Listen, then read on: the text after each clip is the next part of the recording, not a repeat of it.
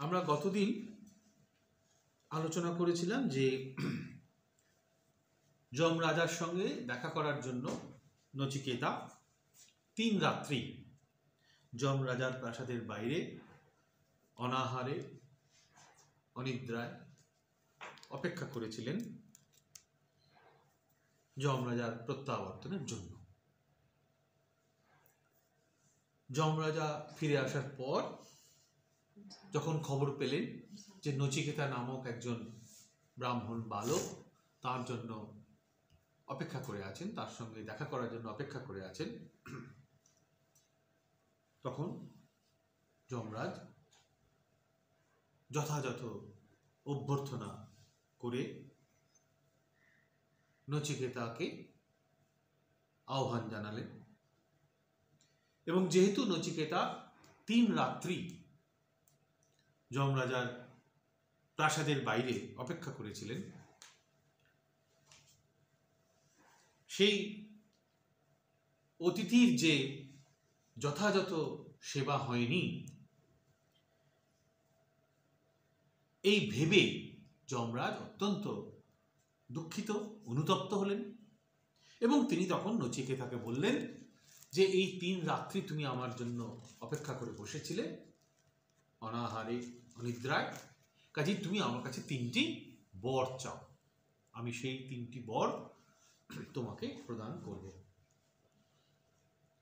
প্রথম বরটি আমরা আগের দিন আলোচনা করেছি, যেখানে নচিকেতা কি বর চাইলেন। প্রথম বর যমরাজার কাছে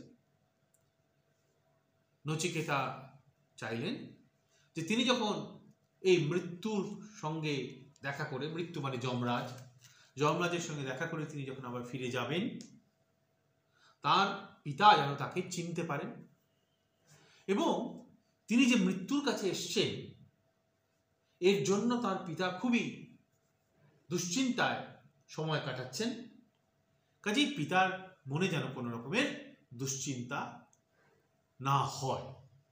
এটাই ছিল প্রথম বর। এবং তার সঙ্গে আরেকটু জিনিস অনুরোধ করেছিলেন নচিকেতা, যে তিনি যখন ফিরে যাবেন, নচিকেতা যখন যমরাজের সঙ্গে দেখা করে কথা বলে আবার ফিরে যাবেন তার পিতার কাছে, তার পিতা যেন যাকে চিনতে পারেন। এই ছিল নচিকেতার প্রথম বর। প্রথম বরের বৈশিষ্ট্য কি তাহলে? প্রথম বরটি হচ্ছে ইহলৌকিক প্রার্থনা। ইহলৌকিক মানে এই জগতে আমাদের যে এই ইন্দ্রিয় গ্রাহ্য যে জগতের মধ্যে আমরা অনবরত আছি, সেই ইহ জাগতিক কিছু প্রার্থনা বা কামনা বাসনা আমাদের সকলেরই থাকে। সেরকমই ইহ জাগতিক কিছু কামনা বা বাসনার কথা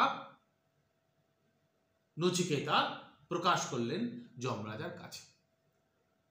কাজেই নচিকেতা যে প্রথম বর চাইলেন সেটা তার সঙ্গে তার পিতার সম্পর্ক যেন ঠিক থাকে, পিতা যেন তার জন্য দুশ্চিন্তা না করেন, পিতা যেন তাকে চিনতে পারেন ফিরে গেলে, ইত্যাদি ইত্যাদি।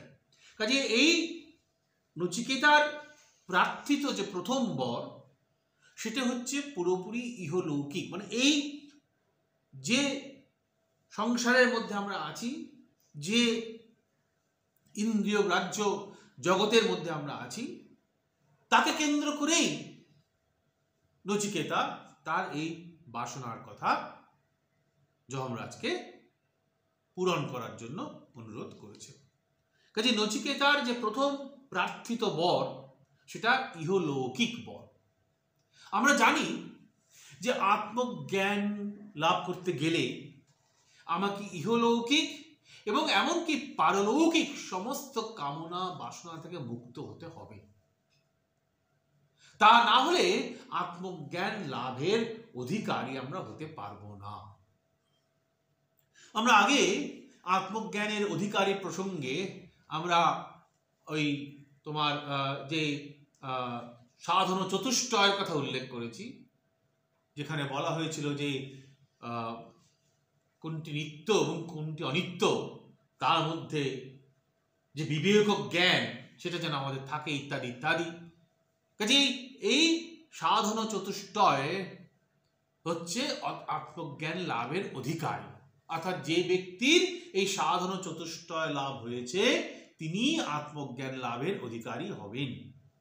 এই যে সেখানে যে বলা হয়েছে যে নিত্যানিত্য বস্তু বিবেক, অর্থাৎ নিত্য এবং অনিত্য এর মধ্যে পার্থক্য করার যে ক্ষমতা বা পার্থক্য করার যে জ্ঞান, আমরা যারা ইহ জাগতিক কামনা বাসনার মধ্যেই বদ্ধ থাকি, এমনকি পারলৌকিক কামনা বাসনার মধ্যেও আমরা যে বদ্ধ থাকি, সবটাই কিন্তু অনিত্য।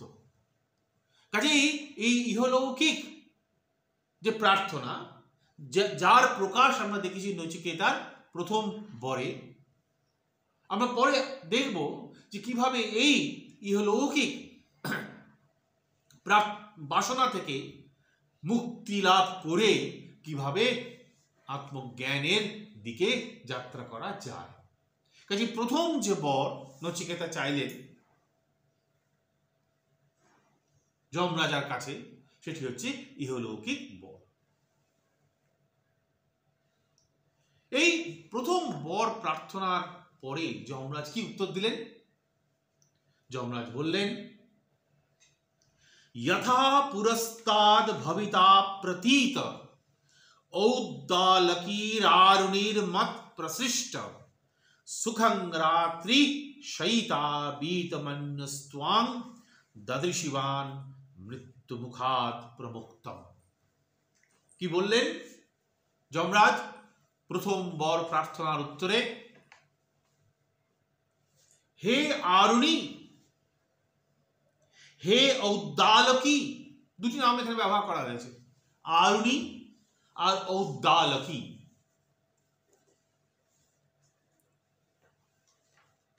এরা হচ্ছে নচিকেতার পিতার দুটি নাম। আমরা এই দুটি নামের ব্যাখ্যা একটু পরে করছি। যে তোমার যে পিতা, যমরাজ বলছেন নচিকেতাকে, তোমার যিনি পিতা, যিনি আরুণী, আবার বলা হয়েছে যিনি ঔদ্দালকী, তিনি তোমার উপর আগে যেরকম খুশি ছিলেন, যেরকম প্রীত ছিলেন, ভবিষ্যতেও তোমার প্রতি সেই রকমই প্রীত থাকবেন। এবং তুমি যখন এখান থেকে ফিরে যাবে, পিতার সঙ্গে যখন তোমার সাক্ষাৎকার হবে, তখন তিনি তোমাকে দেখে অত্যন্ত খুশি হবেন, অত্যন্ত প্রীত হবেন, তোমাকে চিনতে পারবেন তিনি। এবং তুমি যে কদিন এই যমরাজের কাছে আছো, সেই কদিন তোমার পিতা কিন্তু নিশ্চিন্তে নিদ্রা যাবেন, তার কোনো রকমের দুশ্চিন্তা, অস্বস্তি হবে না। এবং তুমি যখন মৃত্যুর সঙ্গে অর্থাৎ যমরাজার সঙ্গে কথাবার্তা বলে যখন আবার ফিরে যাবে তোমার পিতার কাছে, তিনি তোমাকে দেখে কিন্তু খুব খুশি হবেন, তোমার উপর মোটেই কোনো রাগ করবেন না। তাহলে নচিকেতার প্রথম বর প্রার্থনা এবং তার উত্তরে যমরাজ এই কথা বললেন। এই যে যখন যমরাজ বললেন যে তুমি আমার কাছ থেকে যখন আবার ফিরে যাবে তোমার বাবার কাছে, তিনি তোমাকে আবার চিনতে পারবেন, যে শব্দটা এখানে ব্যবহার করা হয়েছে উপনিষদে, প্রতীতবান সন। প্রতীত, প্রতীত কথাটা আরেকটা মানে হচ্ছে দার্শনিক পরিভাষায় আমরা যাকে বলি প্রত্যভিজ্ঞা। আগে দেখেছিলাম, পরে আবার তাকে দেখলাম। সোয়ম দেবদত্ত, দেবদত্তকে বহুদিন আগে একবার দেখেছিলাম, বহুদিন বাদে আবার সেই ব্যক্তিকে দেখলাম, দেখে আমি চিনতে পারলাম এই হচ্ছে সেই দেবদত্ত যাকে আমি আগে দেখেছিলাম। এই ধরনের জ্ঞানকে দার্শনিক পরিভাষায় বলা হয় প্রত্যভিজ্ঞা। কাজে এইখানে সেই প্রত্যভিজ্ঞার কথাই যমরাজ বলছেন প্রতীতবান সন, এই শব্দটা ব্যবহার করে, যে তিনি তোমাকে দেখে আবার চিনতে পারবেন, তোমার পিতা। এখানে নচিকেতার পিতাকে উল্লেখ করতে গিয়ে দুটি নাম ব্যবহার করা হয়েছে। একটা হচ্ছে আরুণী আর একটা হচ্ছে ঔদ্দালকী। আরুণী কথাটার মানে হচ্ছে অরুণের পুত্র। কেমন? অরুণের পুত্র তিনি হচ্ছেন আরুণী। কেমন? এই অরুণ হচ্ছেন নচিকেতার পিতা। আমরা আগে এই আমাদের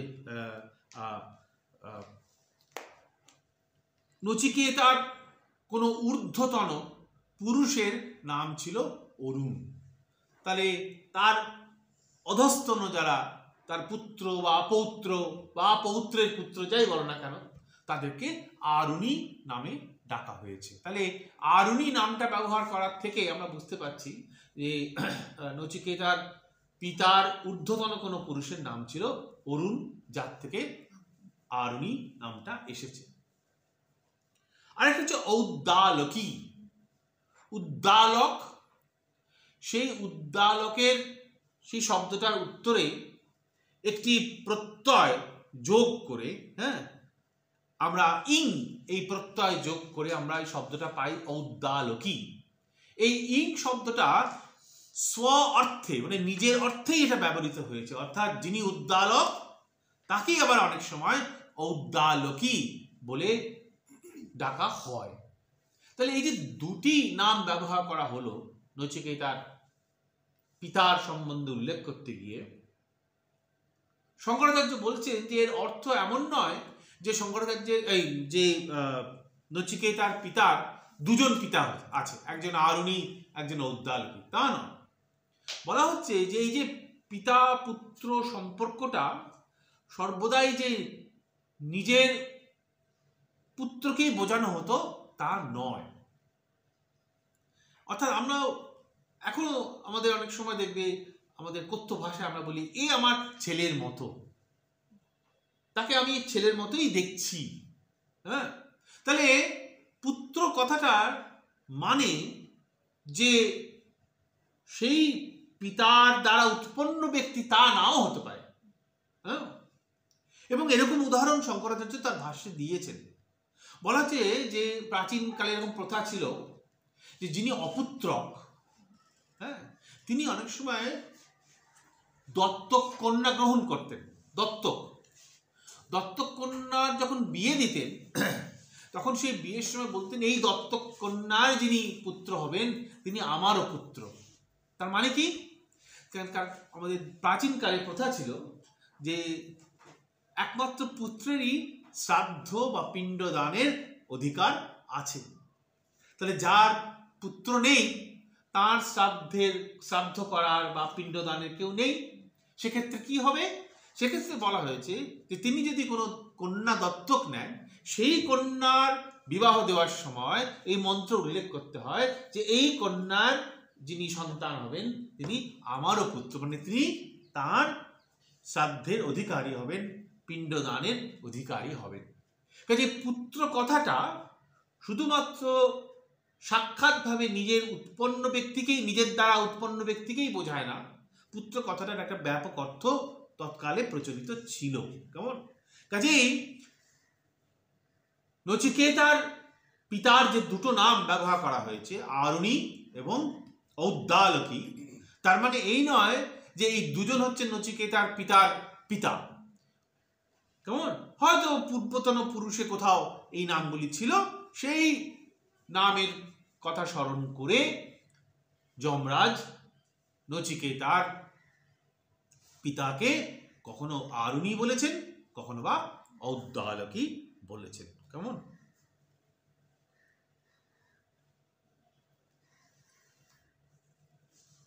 তাহলে নচিকেতার প্রথম বর এবং সে প্রথম বরকে কিভাবে যমরাজ স্বীকৃতি দিলেন সেটা আমরা দেখলাম। এবার নচিকেতা বলছেন, এবার আমরা দ্বিতীয় বরের প্রসঙ্গে আসছি। নচিকেতা বলছেন যমরাজকে, স্বর্গে লোকে না ভয়ং কিঞ্চ নাস্তি না তত্র ত্বং না জরয়া বিভেতি উভে তীর্ত্বা শনা পিপাসে শোকাতিগো মোদতে স্বর্গলোকে। কি বলা হলো? নচিকেতা বললেন যমরাজকে যে স্বর্গে রোগের কোনো ভয় নেই, রোগ জরা ব্যাধির কোনো ভয় নেই। কেন স্বর্গে যারা স্বর্গ লাভ করেন, যারা স্বর্গলোকে যারা পৌঁছন, তাদের এই জরা ব্যাধি থেকে কোনো ভয় থাকে না। হে মৃত্যু, হে যমরাজ, তুমি তো স্বর্গে থাকো না। তুমি যদি স্বর্গে না থাকো, স্বর্গে মৃত্যুও থাকে না। আর স্বর্গে যদি মৃত্যুও না থাকে, তাহলে স্বর্গে মৃত্যু ভয়ও থাকে না। যত মৃত্যু ভয় হচ্ছে এই মর্তলোকে, কেন এখানে তুমি বিচরণ করছো, তোমার ভয়ে সবাই অস্থির যে কখন মৃত্যু আমাকে আহ্বান করবে, কখন মৃত্যু আমাকে ডাকবে। কাজেই ইহলোকে তুমি আছো বলে মানুষ জরা ব্যাধি থেকে ভয় পায়। মানুষের শরীর খারাপ হয়, মানুষের বার্ধক্য আসে, মানুষের শরীরের এবং মনের নানা রকম শিথিলতা দেখা যায়। এগুলো ইহলোকে আসে। ইহলোকে তাই তোমাকে সবাই ভয় পায়। কিন্তু স্বর্গলোকে যে তুমি নেই, তোমার রাজত্ব সেখানে চলে না। এই স্বর্গলোকে জরা ব্যাধি মৃত্যুর কোনো ভয় নেই। আর স্বর্গলোকে যারা থাকে, বাস করেন, তারা ক্ষুধা পিপাসা এগুলো থেকে মুক্তি লাভ করে, এগুলোকে অতিক্রম করে। তার ফলে কি হয়, যারা স্বর্গলোকে তারা কিরকম শোকাতিগ শব্দটা ব্যবহার করা হয়েছে, শোককে অতিক্রম করে। অর্থাৎ তারা শোকের বাইরে, দুঃখ তাদেরকে স্পর্শ করতে পারে না, কোনো রকমের শোক দুঃখ তাদের স্পর্শ করতে পারে না। এইভাবে তারা আনন্দে থাকে। এই কথাগুলো কেন বললেন নচিকেতা? আসলে এইবার দ্বিতীয় বরের প্রার্থনা করবেন যমরাজার কাছে। তাহলে আমরা দেখেছি প্রথম যে বর সেটা ইহলৌকিক বর। আমাদের এই জগৎ সংসার, যে জগৎ সংসারে আমরা আছি সেই সম্পর্কিত। আমরা সবাই তো চাই যে আমাদের প্রিয়জনরা যেন আমাদের সঙ্গে সুন্দর ব্যবহার করে, আমাদের প্রিয়জনরা যেন সুন্দর থাকে, সুস্থ থাকে। এটাই তো আমাদের ইহলৌকিক প্রার্থনা। কেমন? নচিকেতা ঠিক সেরকমই একটা প্রার্থনা করেছিলেন যমরাজার কাছে।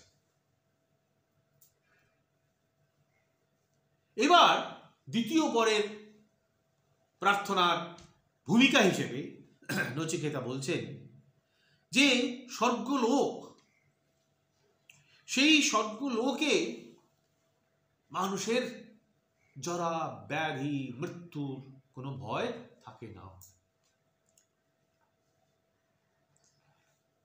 স্বর্গলোক বলতে কি বোঝানো হয়েছে এখানে?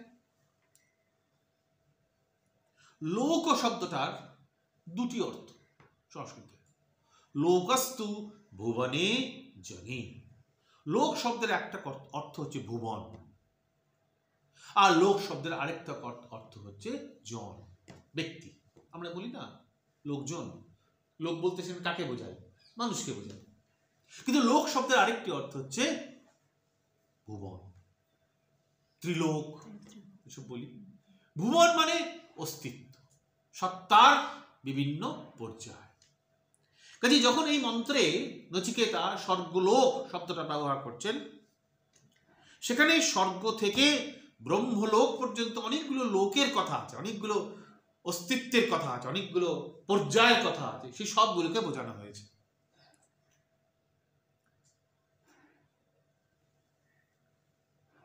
এই যে বিভিন্ন লোকের কথা আমরা প্রাচীন গ্রন্থগুলিতে পাই, এই লোকগুলি আর কিছুই না, সত্তা বা অস্তিত্বের বিভিন্ন পর্যায়। উপাসনার তারতম্যের জন্য, অর্থাৎ উপাসনা করতে গিয়ে কে কতটুকু উঠেছেন কার কতটুকু উপাসনায় সিদ্ধি লাভ হয়েছে তার উপর নির্ভর করছে যে সে কোন লোকে তার অবস্থান হবে। কেমন সহজেই বোঝা যাচ্ছে ব্রহ্মলোকে কাদের অবস্থান হবে? যারা সম্পূর্ণ তত্ত্বজ্ঞান লাভ করেছেন, একমাত্র তারাই ব্রহ্মলোকে অবস্থান করতে পারবেন। আর তার নিচে নিচে যে লোকগুলো আছে, যেমন মহা, জন, তপ, সত্য, এগুলো সব বিভিন্ন লোকের নাম। লোক মানে বিভিন্ন সত্তার বা অস্তিত্বের বিভিন্ন পর্যায়ের নাম। আমরা বলতে পারি এক একটা জগৎ, মহ একটা জগৎ, তপ একটা জগৎ, হ্যাঁ, সত্য একটা জগৎ, এক একটা জগৎ। এই জগতে কারা থাকেন? এই উপাসনার মাধ্যমে যারা বিভিন্ন পর্যায়ে যাদের সিদ্ধি লাভ হয়েছে, তারা সেই তদনুরূপ তদনুকূল লোকে, তদ অনুকূল যে সত্তার যে পর্যায়, অস্তিত্বের যে পর্যায়, সেখানে তারা অবস্থান করে। ঠিক আমরা যেমন আমাদের সাধারণ এই ইহলৌকিক অভিজ্ঞতা, যেমন স্কুলে ক্লাসের কথা বলি, 5 পাস করলে 6, 6 পাস করলে 7, 7 পাস করলে 8, এরকম। তার মানে কি আমরা ক্রমশ ধীরে ধীরে ধীরে উপরের দিকে উঠছি, তাই তো? এও তাই, তোমার এই মহা, জন, তপ থেকে উঠতে উঠতে একদম শেষ হচ্ছে ব্রহ্মলোক। তাহলে এই স্বর্গ থেকে, স্বর্গলোক থেকে ব্রহ্মলোক পর্যন্ত এই সমস্ত যে লোক, তাকে বলা হয় দিব্যলোক। কেমন? এবং এটা তো উপরের দিকে ওঠা, ঊর্ধ্বায়ন বলতে পারি মানুষের। নিচের দিকে নামাও আছে, অধোগতি আছে। যারা পাপ কর্ম করবেন তাদের জন্য অধোগতির কথা বলা হয়েছে, নরক ইত্যাদির কথা বলা হয়েছে। এখানে অগ্নিবিদ্যার কথা বলা হয়েছে, যে অগ্নিবিদ্যার কথা আমরা পরবর্তী মন্ত্রে আরো পাব। অগ্নি শব্দটির দুটি অর্থ আমরা করতে পারি। একটা হচ্ছে যজ্ঞীয় অগ্নি। যজ্ঞে আমরা যে অগ্নিকে চয়ন করি, যে অগ্নিকে স্থাপন করি, যে অগ্নিতে আমরা নানা জিনিসের আহুতি দিই, সেটা হচ্ছে অগ্নি শব্দের একটা অর্থ। কাজে বাহ্য অগ্নি সাধ্য যে যাগাদি কর্ম, সেটা অগ্নি শব্দের একটি অর্থ। কিন্তু অগ্নি শব্দের আরেকটি অর্থ আছে, সেটা হচ্ছে উপাসনা। কার উপাসনা? বিরাটের উপাসনা। এই বিরাট পরবর্তীকালে এই উপনিষদে এবং অন্যান্য উপনিষদেও জগতের সৃষ্টির কথা যখন বর্ণনা করা হচ্ছে, সেখানে বলা হয়েছে প্রথম সৃষ্টি হচ্ছে বিরাট। এই বিরাট থেকেই নানা ক্রমে এই ইন্দ্রিয় গ্রাহ্য জগতের সৃষ্টি। এই যে ঘটপট বাড়ি ঘরের যে জগৎকে আমরা দেখছি, তার সৃষ্টি নানা ক্রমে। কাজে এই সমস্ত সৃষ্টির তাহলে মূলকে, উৎসকে, কারণকে? বিরাট। সেই বিরাট থেকেই এই স্থূল বৈচিত্র্যপূর্ণ জগতের সৃষ্টি। সেই যে বিরাটের উপাসনা, তাকেও অগ্নিবিদ্যা বলে অভিহিত করা হয়েছে। তাহলে যখন কঠোপনিষদে অগ্নিবিদ্যার প্রসঙ্গ আসছে, বিশেষ করে দ্বিতীয় বরে যখন নচিকেতা এই অগ্নিবিদ্যা সম্বন্ধে জ্ঞান লাভ করতে চাইছেন যমরাজের কাছে, তখন সেখানে অগ্নিবিদ্যা বলতে আমরা অগ্নি শব্দের এই দুটি অর্থই গ্রহণ করব। একটি হচ্ছে যাগাদি ক্রিয়া সম্পাদন, যেখানে অগ্নির চয়ন করা হয়, অগ্নি স্থাপন করা হয়। আরেকটি হচ্ছে বিরাটের উপাসনা। কাজেই শাস্ত্রীয় কর্ম মানে বৈদিক কর্ম এবং উপাসনা, এই দুটিকেই অগ্নিবিদ্যা শব্দের দ্বারা অভিহিত করা হয়েছে। এই অগ্নিবিদ্যা সম্পর্কে জ্ঞান লাভ করতে চাইছেন কে? নচিকেতা। কার কাছে? যমরাজের কাছে।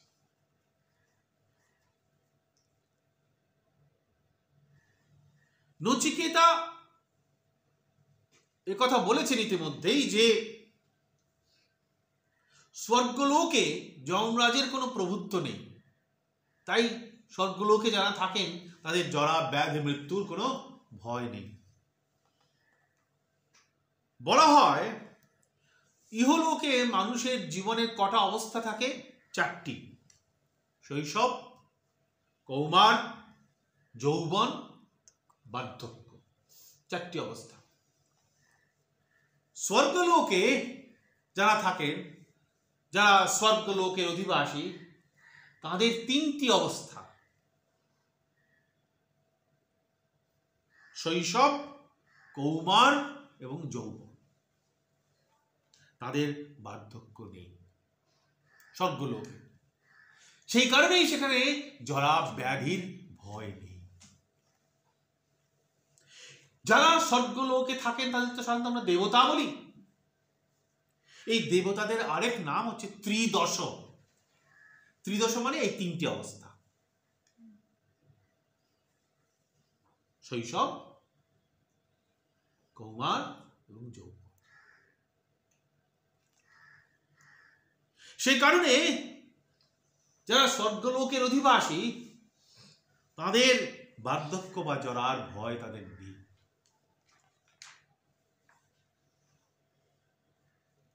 উপনিষদে এই জন্য বলা হয়েছে ন জরয়া বিভেতি, জরার দ্বারা তারা ভয় পান না যারা স্বর্গলোকের অধিবাসী।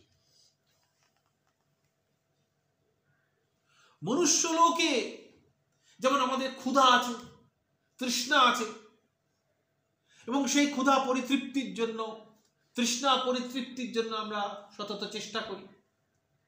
যখন চেষ্টায় সফল হই খুশি হই, যখন চেষ্টায় সফল হই না দুঃখে কাতর হই। স্বর্গলোকে ক্ষুধা তৃষ্ণা নেই। স্বর্গলোকের যারা অধিবাসী তাদের ভোজন পানের কোনো প্রয়োজন হয় না, কারণ তাদের ক্ষুধা নেই, তৃষ্ণা নেই। তাদের কি দেখে তাদের তৃপ্তি লাভ হয়? মানে ক্ষুধা এবং তৃষ্ণার তৃপ্তি লাভটা কিভাবে হয়? মানুষের প্রদত্ত হবি ঘি যে মানুষ যখন যাগাদি কর্মে করেন সেটা দেখেই তাদের ক্ষুধা বা তৃপ্তির অবসান হয়। তাদের আর মানুষের মতো, মনুষ্য দেহের মতো তাদের ক্ষুধা বা তৃষ্ণা তৃপ্তির প্রয়োজন হয় না। এখানে যে বলা হয়েছে শোকাতিগো মোদতে স্বর্গলোকে, যারা স্বর্গলোকে থাকেন তারা সমস্ত শোক উত্তীর্ণ করেন, কোনো শোক কোনো দুঃখ তাদের আর থাকে না। মোদতে নিত্য আনন্দে তারা থাকেন, তাদের মানসিক দুঃখ নেই আর শারীরিক দুঃখ তো নেই, তাই তারা আনন্দে থাকেন।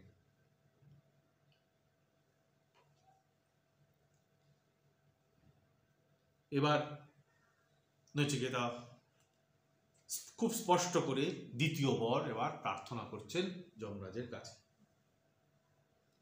স ত্বমগ্নিং স্বর্গ মধ্যেশ মৃত্যু প্রব্রহিত্বং শ্রদ্ধানায় মহ্যম স্বর্গলোকামৃতত্বং ভজন্ত এতদ্বিতীয়েন বৃণে বরেণ। এই হচ্ছে আমার দ্বিতীয় বর, নচিকেতা বলছেন যমরাজকে। কি সেটা?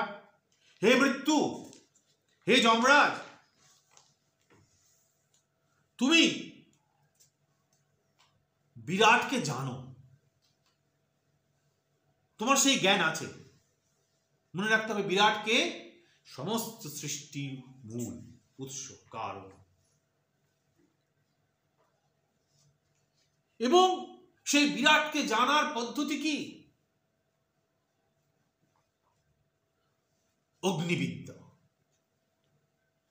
আমরা একটু আগে দেখেছি অগ্নিবিদ্যা বলতে যেমন যাগাদি কর্মকে বোঝানো হচ্ছে, তেমনি আবার উপাসনাকেও বোঝানো হচ্ছে। যে হে মৃত্যু, তুমি সেই বিরাটকে জানো, যে বিরাটকে জানার জন্য কি দরকার হয়? অগ্নিবিদ্যার জ্ঞানের প্রয়োজন হয়, অর্থাৎ যাগাদি কর্মের জ্ঞান এবং উপাসনা দুটোরই প্রয়োজন হয়। আমি শ্রদ্ধাশীল, নচিকেতা বলছেন নিজের সম্বন্ধে, আমি শ্রদ্ধাশীল, তুমি আমাকে সেই অগ্নিবিদ্যা সম্পর্কে বলো।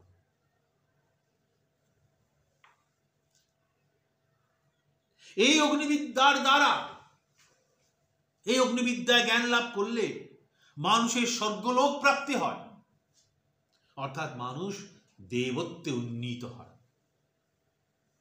মানুষের দেবায়ন হয়, মানুষ দেবতার স্তরে পৌঁছে যায়। কাজেই আমি দ্বিতীয় বরে তোমার কাছে সেই অগ্নিবিদ্যা সম্পর্কে জ্ঞান লাভ করতে চাই। তাহলে যে কথাটা আমরা একটু আগে বলেছি, আবার বলছি, এই যে অগ্নিবিদ্যা সম্বন্ধে জ্ঞান লাভ করতে চাইছেন নচিকেতা যমরাজার কাছে, সেখানে অগ্নিবিদ্যা বলতে আমরা ওই যাগাদি কর্মকেও বুঝবো, আবার বিরাটের যে উপাসনা, সেই উপাসনাকেও বুঝবো। তাহলে কর্ম এবং উপাসনা দুটো সম্পর্কেই জ্ঞান লাভ করতে চাইছেন নচিকেতা যমরাজার কাছে। এবং এইভাবে যদি নচিকেতা অগ্নিবিদ্যা সম্পর্কে যথাযথ জ্ঞান লাভ করতে পারে, তবেই সে সেই ব্রহ্মলোকের দিকে সে এগিয়ে যাবে, তার দেবত্ব প্রাপ্তি হবে, তার অমৃতত্ব প্রাপ্তির পথে এগিয়ে যাবে। অমৃতত্ব কথাটা মানে হচ্ছে মুক্তি, সে মুক্তির পথে এগিয়ে যাবে। এবং আরেকটি গুরুত্বপূর্ণ বিষয় আমরা দেখলাম, নচিকেতা নিজেকে বলছেন তিনি শ্রদ্ধাশীল, শ্রদ্ধা আছে তার, সেই কারণেই তিনি অগ্নিবিদ্যা সম্পর্কে জানতে চান যমরাজার কাছে। অর্থাৎ তার আত্মবিশ্বাস আছে যে আমি জানতে চাই, আমি জানতে পারি অগ্নিবিদ্যা সম্পর্কে তোমার কাছে, এবং তুমি সেই ব্যক্তি যিনি কিনা অগ্নিবিদ্যা সম্পর্কে আমাকে জ্ঞান দিতে পারো।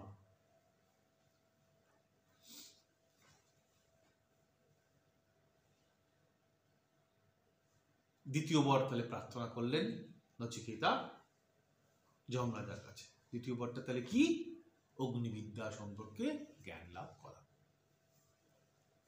যমরাজ উত্তর দিচ্ছে, প্রতে ব্রবীমি তদুমে নিবোধ স্বর্গমগ্নিং নচিকেত প্রজানন অনন্ত লোকান্তিমথো প্রতিষ্ঠাং বিদ্ধি ত্বমেতং নিহিতং গুহায়া। যমরাজ নচিকেতাকে উত্তর দিচ্ছে, হে নচিকেতা, আমি সেই অগ্নিবিদ্যা জানি, আমি সেই বিরাটকে জানি, আমার সেই জ্ঞান আছে। এই অগ্নিবিদ্যা বা বিরাটের জ্ঞান কিরকম? ব্রহ্মলোক ফলপ্রাপ্তির সাধন। অর্থাৎ এই অগ্নিবিদ্যা সম্পর্কে জ্ঞান লাভ করলে কি হয়? ব্রহ্মলোক প্রাপ্তি হয়। আমি সেই অগ্নিবিদ্যা জানি। যমরাজ বলছে,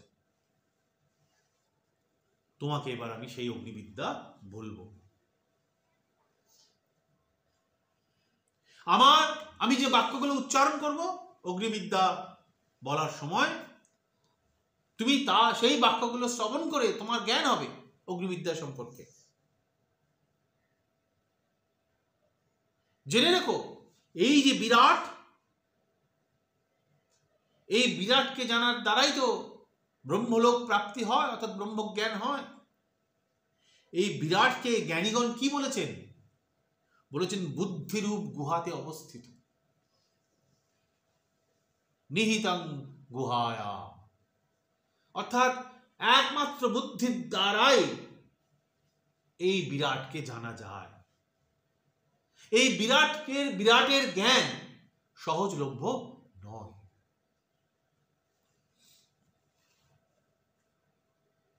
তাহলে এই যে নচিকেতার দ্বিতীয় বর প্রার্থনার পর যমরাজ যে এই কথাটা বললেন যে আমি এবার তোমাকে বলছি, শোনো তুমি মন দিয়ে, অগ্নিবিদ্যা।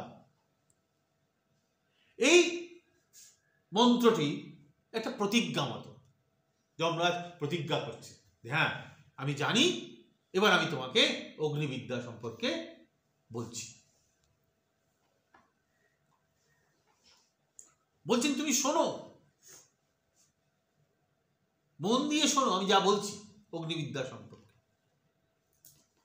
আর এই যে বিরাট, কেন অগ্নির দুটি মানে আমরা একাধিকবার উল্লেখ করেছি, একটি হচ্ছে যজ্ঞাগ্নি আর একটি হচ্ছে বিরাটের উপাসনা।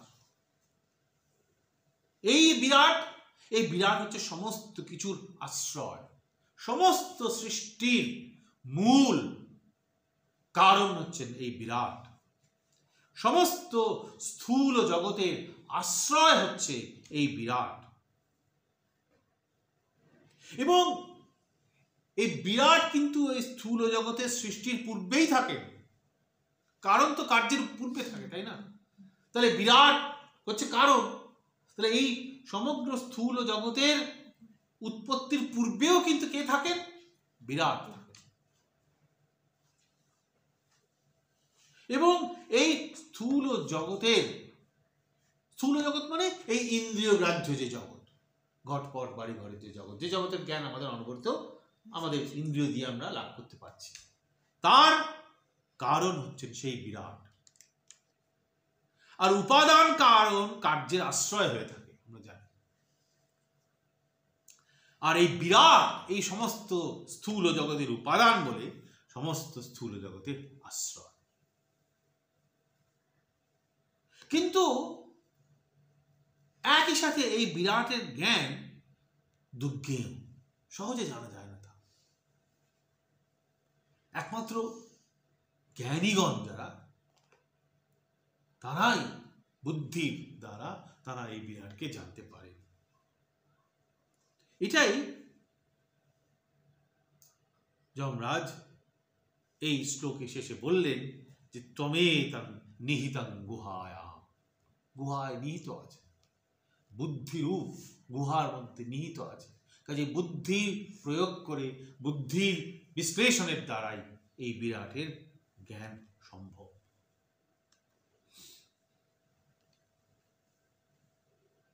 এবার যমরাজ, এটা তো প্রতিজ্ঞা বাক্য হলো যে শোনো আমি বলছি এবার তোমাকে অগ্নিবিদ্যা। তারপর কি বললেন তাহলে? লোকাদিমগ্নিং তমুবাচ তস্मै या इष्टका यावतीर्वा यथा वा सचापि तत्प्रत्यवदत् यथोक्तम् अथास्य मृत्यु पुनरेवाह तुष्ट। এবার যমরাজ নচিকেতাকে সেই অগ্নিবিদ্যা বলছেন। কি বললেন? সংক্ষেপে তার একটা সারাংশ এই মন্ত্রে বলা হলো। যমরাজ নচিকেতাকে বললেন, কি বললেন? সেই অগ্নি সম্বন্ধে বললেন যে অগ্নি এই সমস্ত লোকের উৎস। এই যে মহাজন তপ সত্য ব্রহ্মযোগ লোক, এত লোকের কথা বলা হলো, এই সমস্ত লোকের উৎস কারণ সেই অগ্নি। সেই অগ্নিকে কি করতে হয়? চয়ন করতে হয়। অর্থাৎ যখন আমরা যজ্ঞ করি, সেখানে ইট দিয়ে তো আমাদের যজ্ঞ স্থণ্ডিল যাকে আমরা বলি বা বেদি যাকে বলি তৈরি করতে হয়। সেই কত সংখ্যক ইট চয়ন করতে হবে, কিভাবে করতে হবে, কোন কোন সময় কত সংখ্যক ইট চয়ন করতে হবে, হ্যাঁ, ইত্যাদি কথা বিস্তৃতভাবে যমরাজ নচিকেতাকে বললেন। তাহলে দেখো, অগ্নিবিদ্যার একটা মানে হচ্ছে, বলছিলাম, যজ্ঞাগ্নি, হ্যাঁ, রূপ কর্ম সাধন, সেই কথা এখানে বলা হচ্ছে যে কিভাবে আমি যজ্ঞবেদী নির্মাণ করব, কিভাবে আমি সেই যজ্ঞে অগ্নি স্থাপন করব, ইত্যাদি ইত্যাদি। তার বিস্তৃত হিসেব একটা আছে, প্রায় মানে একটা গাণিতিক হিসেব আছে। একটু পরে আমি দু একটা কথা বলবো সেই গাণিতিক হিসেবে, যে কিভাবে ইটগুলোকে সাজাতে হয়, কত সংখ্যক ইট সাজাতে হয়, কোন কোন দিন কত সংখ্যক ইট সাজাতে হয়, হ্যাঁ, ইত্যাদি ইত্যাদি। তো যমরাজ যখন নচিকেতাকে এই সমস্ত বলছেন, অগ্নিবিদ্যা বলছেন, তখন নচিকেতা যমরাজকে অনুসরণ করে সেই বাক্যগুলির প্রতি উচ্চারণ করছেন। প্রতি উচ্চারণ মানে সেগুলোকে আবার বলা। ঠিক যেমন আমরা সাধারণত যখন মুখস্থ করি, কেউ একজন বলে যান, সেটাকে শুনে আমি আবার সেই কথাটা বলি, ঠিক এখানেও ঠিক তেমনি যমরাজ বলছেন, আর তারপরে পরেই নচিকেতা আবার সেই বাক্যগুলোকে প্রত্যুচ্চারণ করছে। প্রতি উচ্চারণ করছেন মানে আবার সেগুলোকে বলছে।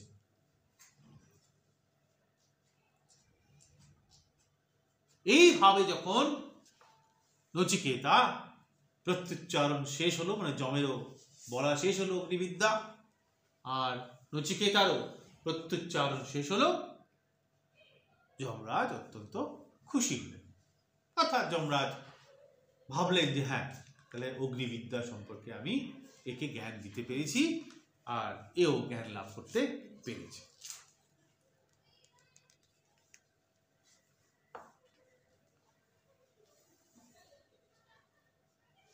কাজেই এখানে যে অগ্নিবিদ্যার কথা বলা হচ্ছে,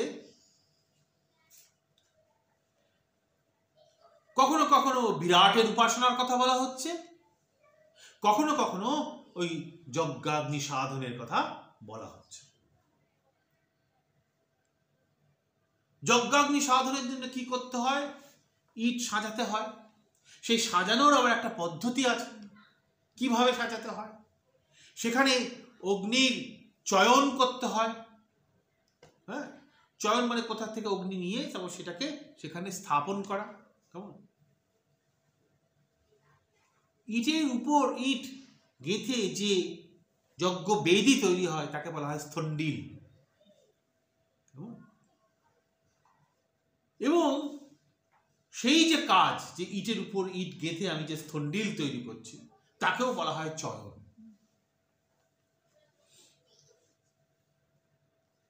আর কখনো কখনো আবার অগ্নিবিদ্যা বলতে সেই বিরাটের উপাসনার কথাও বলা হচ্ছে। এই যে যজ্ঞাগ্নি সাধন রূপ যে কর্ম, তার অনেক হিসেব নানা জায়গায় নানাভাবে বলা হয়েছে বেদের মধ্যে। অগ্নিহোত্র বলে একটি যজ্ঞ আছে, বেদে যার উল্লেখ আছে। সেই অগ্নিহোত্র যজ্ঞে 1 বছর ধরে 720টি ইট স্থাপন করতে হয়। প্রতিদিন দুবেলায় একটি করে। তখনকার দিনের যে সৌর দিবসের যে হিসেব ছিল, তাতে প্রতিদিন দুবার করে যদি হয়, 1 বছর শেষে সেটা 720 হয়। এটা তাহলে প্রতিদিন একটা করে ইট তোমাকে সেখানে দিতে হবে। এইভাবে যজ্ঞীয় যে বেদি বা স্থন্ডিল সেটা নির্মাণ করতে হবে। এটা গেল অগ্নির যজ্ঞাগ্নি রূপ অর্থ। এবার যদি অগ্নির আমরা উপাসনা রূপ অর্থ করি, যেটা অনেকটা তাত্ত্বিক, এটা খানিকটা প্রায়োগিক। ইট জোগাড় করে, ইটের উপরে ইট স্থাপন করে, হ্যাঁ, সেই যেভাবে বেদে বলা হয়েছে সেইভাবে স্থন্ডিল নির্মাণ করা, ইত্যাদি ইত্যাদি। আর এর তাত্ত্বিক একটা ব্যাখ্যা আছে। সেটা কি? দিনে 2টো করে বলা হয়েছিল, দিনের 2 ভাগ, প্রাতঃকাল আর সায়ংকাল। প্রাতঃকালে এবং সায়ংকালে উপাসনা করতে হবে। এই দুটি সময় হচ্ছে উপাসনার সময়। কেমন? এবং ভাবতে হবে মনে মনে যে আমি ওইভাবে ইটগুলোকে চয়ন করছি। এবং সেখানে অগ্নি চয়ন করতে হয় কিভাবে? তখনকার দিনে বলতো, ওই তোমার 2টি কাঠ ঘষে যে আগুনটা বেরোয়, সেই আগুনটা ওইখানে স্থন্ডিলে সেটা স্থাপন করতে হয়। তাহলে এবার আমরা যদি উপাসনা রূপ অর্থ করি অগ্নি, তাহলে সেখানে কি দাঁড়াচ্ছে, যে সেই অগ্নিকে দুবেলা প্রাতঃকাল আর সায়ংকাল 1 বছর ধরে সেই অগ্নিকে নিজের হৃদয়ে স্থাপন করা। কেমন? যজ্ঞ বেদী ছিল বাইরে, হৃদয় হয়ে গেল মানুষের অন্তর। এইভাবে যদি আমরা বিরাটের উপাসনা করতে পারি,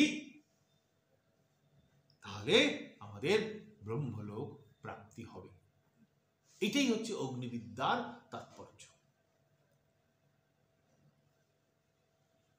আমরা উপাসনা শব্দটা বারবার ব্যবহার করছি, কেননা অগ্নিবিদ্যার একটি অর্থ হচ্ছে যজ্ঞ কর্মসাধন, আরেকটি অর্থ হচ্ছে উপাসনা। উপাসনা মানে কি? উপাসনা কথাটার অর্থ কি? উপাসনা কথাটার অর্থ হচ্ছে কোনো কিছুকে অবলম্বন করে, কোনো কিছুকে চিহ্ন ধরে নিয়ে সেই চিহ্নের উপর আশ্রয় করে, কেমন, চিহ্ন থেকে ভিন্ন কিছুকে পাওয়ার নাম হচ্ছে উপাসনা।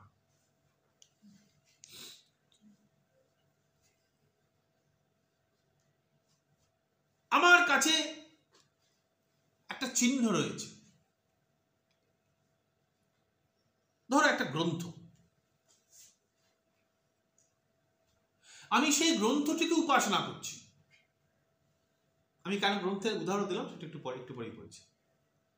গ্রন্থটা একটা চিহ্ন, সিম্বল, সেটাকেই আমি ধ্যান করছি, কিন্তু গ্রন্থর মাধ্যমে আমি কিন্তু আরেকটু কোথাও পৌঁছতে চাইছি, সেই পরম তত্ত্ব।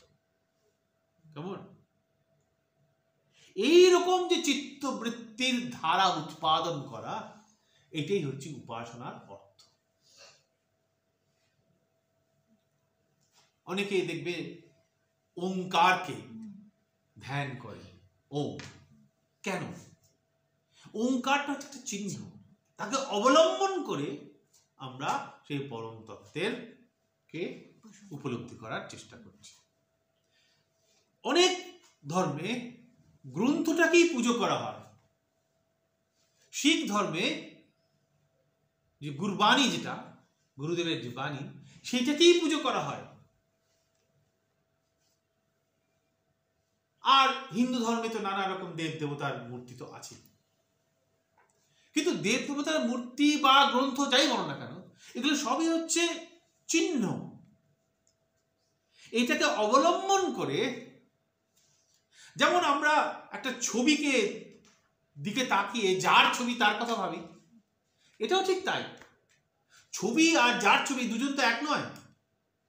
এটা এখানেও চিহ্ন আর যার চিহ্ন দুটো কিন্তু আলাদা। ভেদ ও বুদ্ধি বলেছে, দুটো আলাদা, কিন্তু আমরা একটাকে অবলম্বন করে আরেকটা জায়গায় পৌঁছতে চাইছি। এই ধরনের যে চিত্তবৃত্তির ধারা, এই ধরনের মানসিকতা নিরন্তর অভ্যাস করাটাই হচ্ছে উপাসনা। এই হচ্ছে উপাসনা শব্দটির অর্থ। ঠিক আছে? তাহলে আমরা ঘট পট গাছপালা ইত্যাদি নানা উপাসনা করি, এগুলো হচ্ছে সবই হচ্ছে ওই চিহ্ন মাত্র। তাকে অবলম্বন করে আমরা আর একটু বড় কোথাও বড় ধারণা তাকে উপলব্ধি করার চেষ্টা করছি। কেমন? এই কারণে অনেক সময় আমরা বলি যে নির্গুণ ব্রহ্মের উপাসনার আগে আমাদের সগুণ ব্রহ্মের উপাসনা। কাজে সাকার উপাসনা থেকে আমরা নিরাকার উপাসনায় এগোই। কেমন? আমরা এত দেবতা, এত মূর্তি, এত প্রতিমা, এত চিহ্ন, এগুলোর মধ্য দিয়ে আমরা সেই নিরাকার নিরবয়ব, সেই নির্বিশেষ যে আত্মা বা ব্রহ্ম, সেখানে পৌঁছতে চাইছি। এটাই হচ্ছে উপাসনা। কাজে যখন অগ্নিবিদ্যার কথা নচিকেতা উল্লেখ করছেন, নচিকেতা জানতে চাইছেন যমরাজার কাছে, সেখানে অগ্নি শব্দের একটি মানে হচ্ছে এই উপাসনা। কাজে অগ্নিও সেখানে একটা চিহ্ন। এই অগ্নির কথা ভাবতে ভাবতে আমি সেই নিরাকার নিরবয়ব নির্বিশেষ ব্রহ্মের কথা আমি ভাবতে পারি।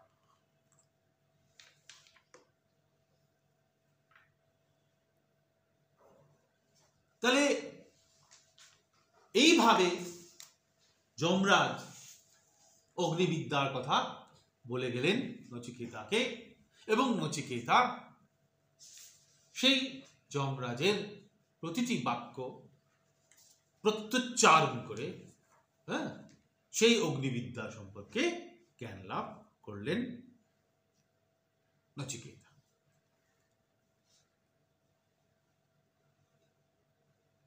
তারপরে তাতে খুব খুশি হয়ে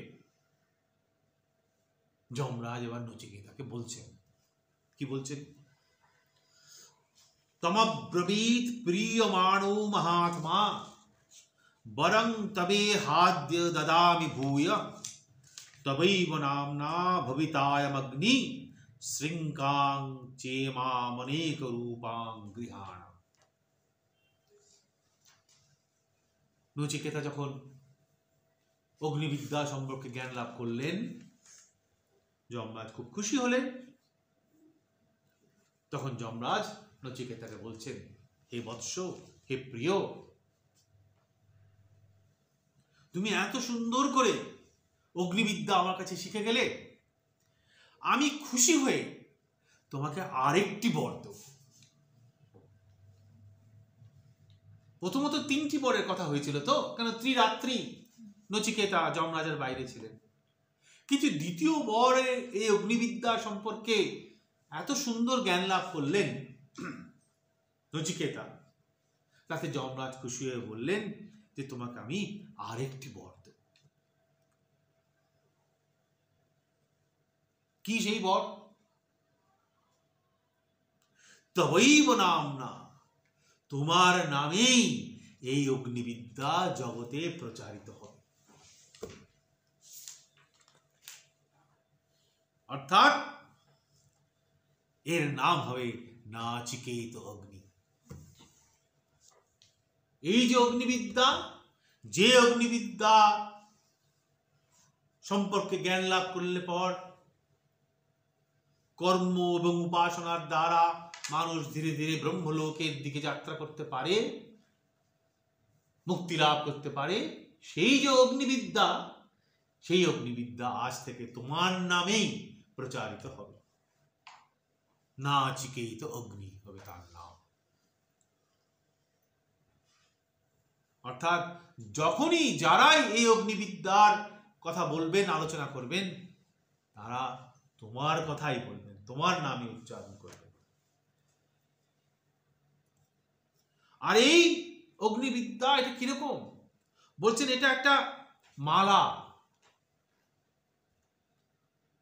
অনেক বর্ণ বিশিষ্ট মালা। একটা মালাতে নানা রকমের মণিমাণিক্য থাকে। এই অগ্নিবিদ্যাটা ওই রকমই একটি অত্যন্ত বর্ণময় মণিমাণিক্য খচিত একটি মালা, রত্নময়ী মালা। আর এই মালা গ্রহণ করলে পর কর্মের বন্ধনে আর কেউ আবদ্ধ হবে না।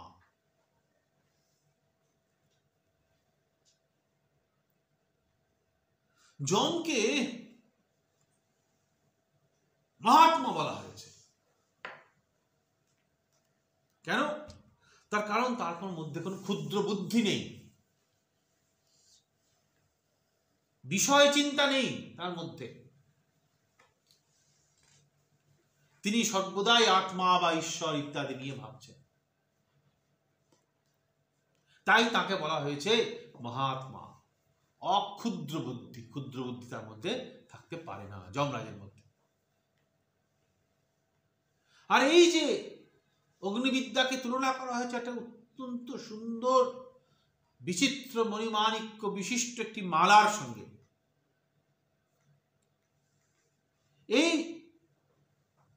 মালা গ্রহণ করলে পর, পড়লে পর তার কোন রকম কুফল হতে পারে না।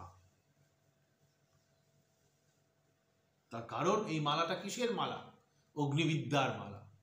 আর অগ্নিবিদ্যার মালা গ্রহণ করলে পর কর্ম এবং উপাসনার দ্বারা মানুষ ব্রহ্মলোকের দিকে যাত্রা করে। সেই কারণে একে বলা হচ্ছে অকুৎসিত, কুৎসিত নয়, সুন্দর নয়, অসুন্দর নয়।